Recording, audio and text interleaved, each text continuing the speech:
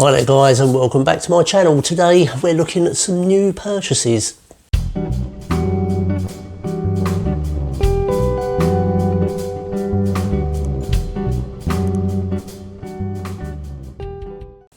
Hi there guys, welcome back to my channel, and welcome if this is your first time, and if it is your first time, don't forget to hit like and subscribe and tap that notification bell. It really does help the channel grow. At last checked, when I checked my analytics, 75% of the visitors to this channel are not subscribed, and it's free, so give it a go. You never know, it might do you some good. Right, so on with these new purchases. I've got a very wide range here today, and we'll kick off with the first one, and that is an original UK first pressing of Heaven Up Here by Echo and the Bunnymen. This is obviously on the Corova label. Now this is a UK first pressing. Let me just get it out of the sleeve here. This is got a lovely textured sleeve, and it comes with a card inner. Now I already have a German pressing of this, and the inner sleeve is paper. The UK pressings were card, so there's the one part of the inner.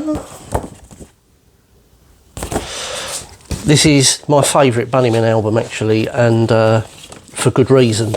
It's got all of my favourite tracks on it, and I think it features some of Pete de Freitas' best work. You know, the late great Pete de Freitas on drums.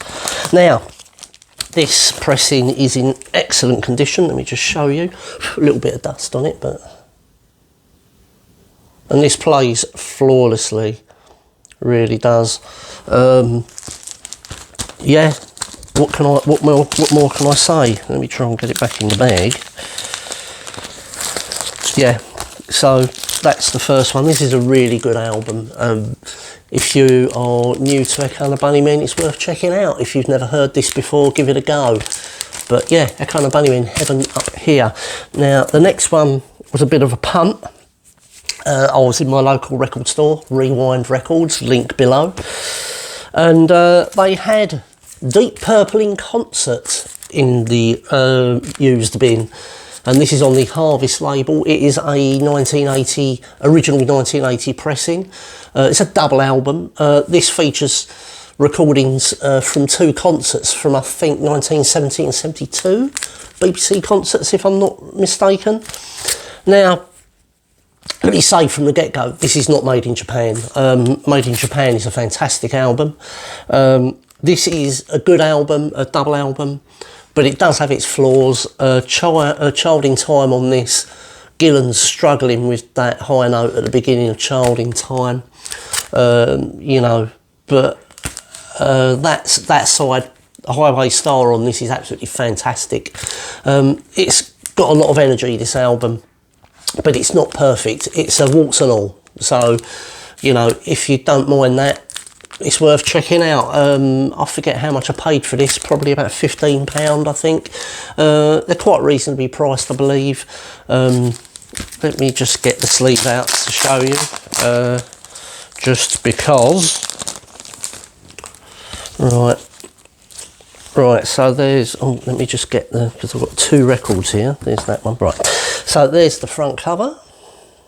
It's got a bit of ring wear at the bottom there, you know, but I'm not too fussed about this one really. The records are in really good condition. And there's the gatefold.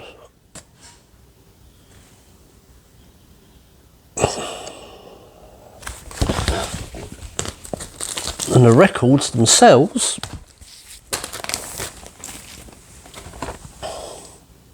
these records are in pristine condition, which is one of the reasons I bought it as well. I know the sleeve's got a little bit of ring wear on it, but you know, I can live with that if the records are in really good condition. So it was a no-brainer really. Sometimes you just gotta pull the trigger when you see it, and I saw it and I thought, you know what, I'm gonna buy it. And the last one,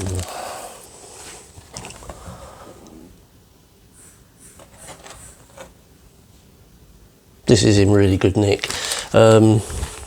So yeah, Deep Purple in concert.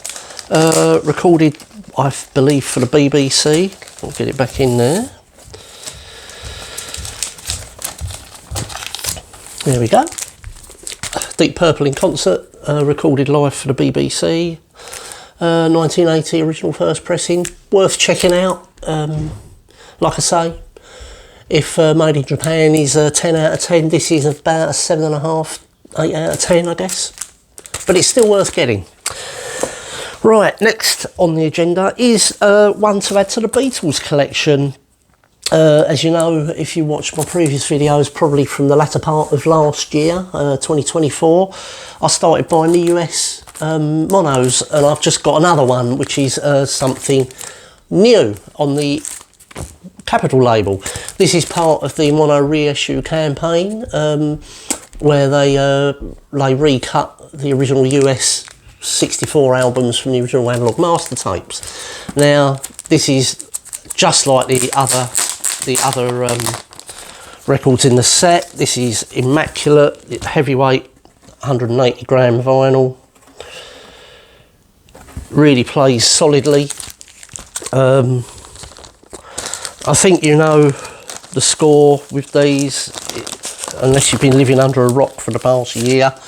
They're all mono.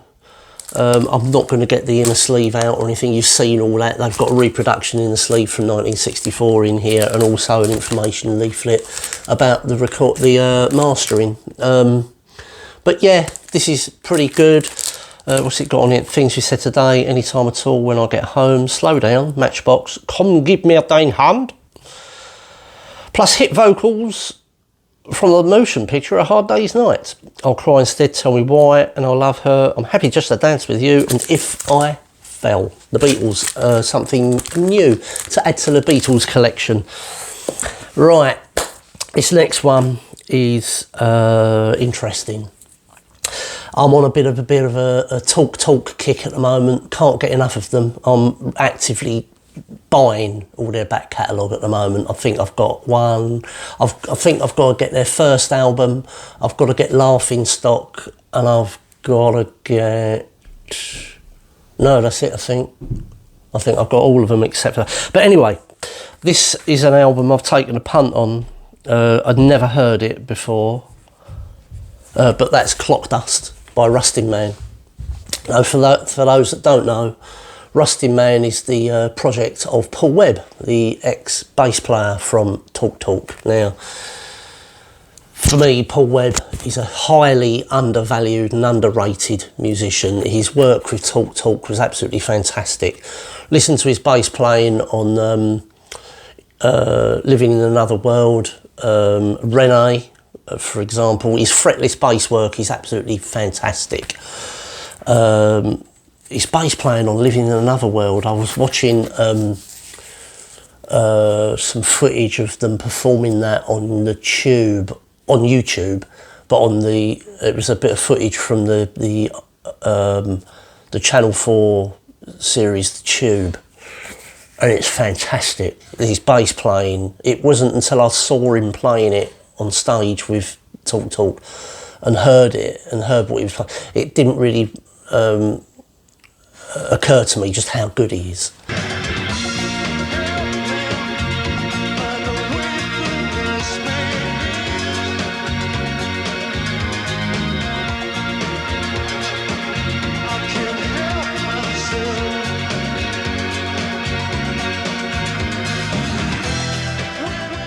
And how melodic his bass playing is. But yeah, this is Rustin Man. So we've got the record, which is... Now, if you like Talk Talk's later experimental albums, this might be for you. So it comes with an inner. It's got the lyrics, I think, yeah. It's got the lyrics on it.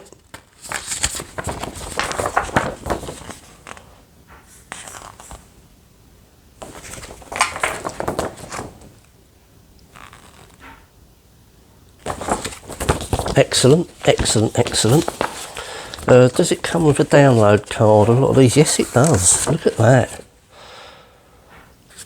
So there it comes, as download card. The code is on the other side. It's not being used. I bought this brand new from the Rusting Man website. This was recorded at the same time as, I forget the name of a previous album to this, but they were recorded at the same time but released separately. So they're sort of companion pieces to each other. So I might get that other one, I forget what it's called now. But yeah, Clock Dust. This is a really, really good album. It's experimental, but in a really nice way. If you like Spirit of Eden era, Talk, give it a go. I think you might like this. Yeah, Rusting Man or Paul Webb, Clock Dust.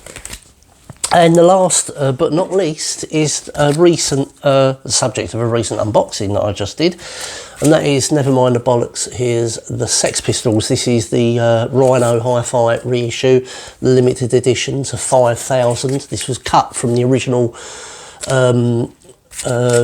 US master tape that was sent over to the United States by Malcolm McLaren. This features submission on the track listing where the UK originals didn't. This was mastered by Kevin Gray at Coherent and pressed to Optimal in Germany. So they went all over the world to make this. So yeah, but this is, I've already listened to this now. It does sound really, really good. I've done a very quick comparison to my 30th anniversary, which is obviously cut from digital files. I shall reserve my opinion for the shootout video, which I'm planning for a near future video. I need to acquire a first French pressing. That's what I'm going to try and get, because for those that don't know, never mind the bollocks, before it was released in the UK, it was released by Malcolm McLaren in France about 2 weeks before it got the UK release. Much to Virgin's chagrin, Malcolm McLaren was getting a bit frustrated and wanted it out, so he just took the tapes to France and said release it.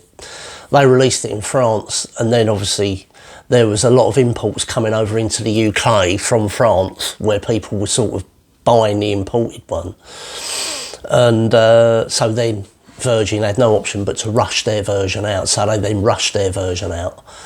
And I think that's probably why you ended up with copies without submission on it. There was a one-sided single and stuff like that. It was a bit of a rush job. The first pressings didn't have a track listing on the rear, because those jackets were promo jackets.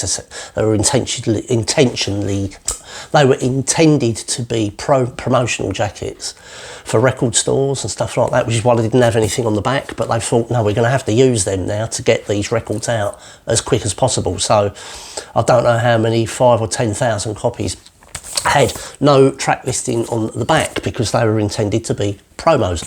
But anyhow, this is the US. I do have the 30th anniversary. I'm on the lookout and probably will buy in the next couple of weeks a French first pressing, if I can find one in the condition that I'm looking for. Like I say, I've already compared this to the 30th anniversary, and the difference is quite dramatic. I was quite surprised, the difference between the 30th anniversary digital mastering and this. But I'll say no more than that. You'll have to wait for the shootout video. And with that said, that is it for today. Thanks for watching. If you like what you see, like and subscribe, hit the notification bell. It really does help the channel grow. And I shall see you in the next one. Cheers. Bye bye now.